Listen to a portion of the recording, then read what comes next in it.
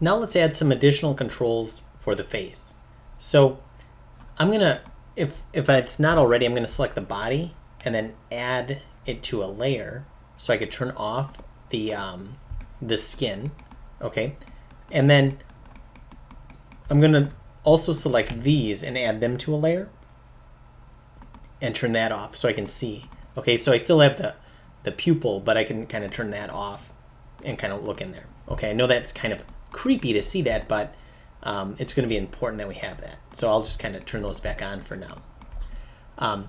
So the first joints for the face that I'm going to add are for the eyes. And I know that sounds kind of weird, but just kind of bear with me here. I'm going to go ahead and make sure that I'm in my rigging menu set, skeleton, create joint. And I'm just going to click anywhere just down here. There's the joint. And now I'm going to go ahead and turn off the body and this. And, well, actually, no, I'm going to leave those eyes on. And I'm going to go to my character's eyes. And I'm going to say, just make sure modify center pivot.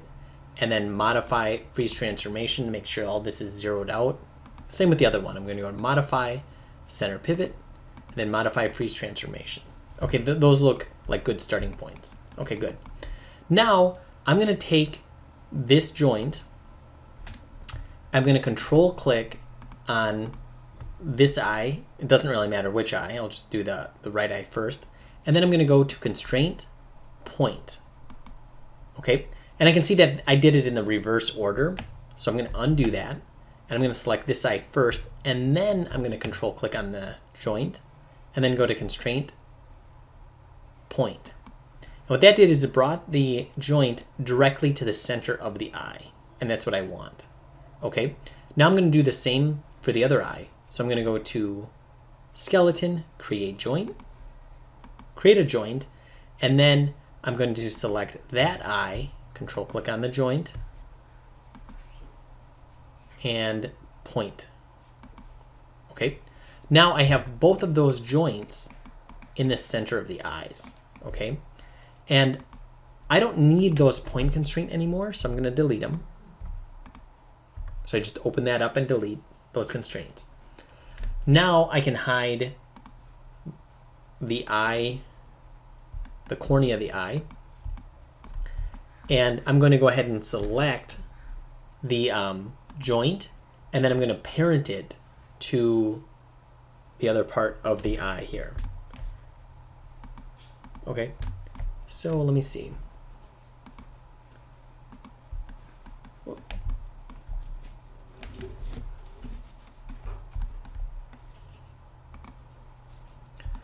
Now that we have these joints, I can select the joint, shift select this one and press P as in parent.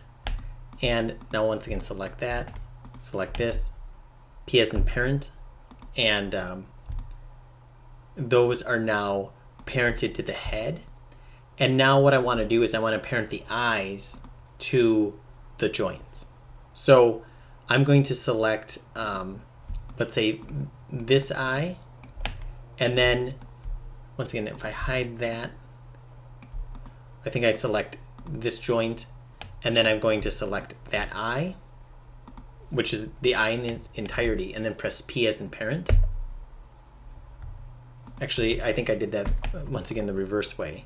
So I'm going to select the eye first, and then I'm going to go select the joint.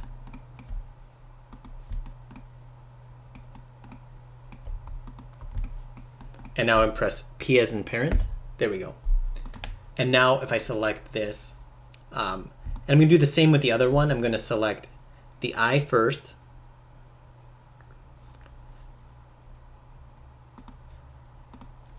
And I could select the eye and press up to get the group. And then I can go in here,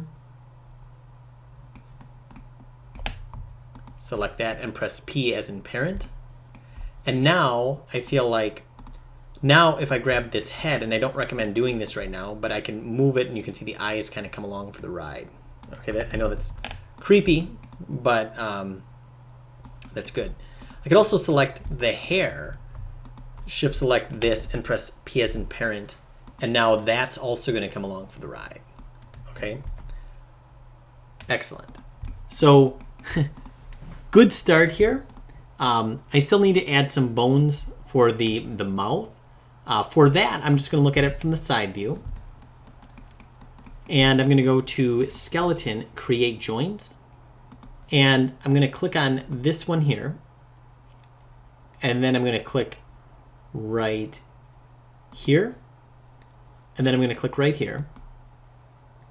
And then I'm done with that. So now I'm going to click on my joint tool.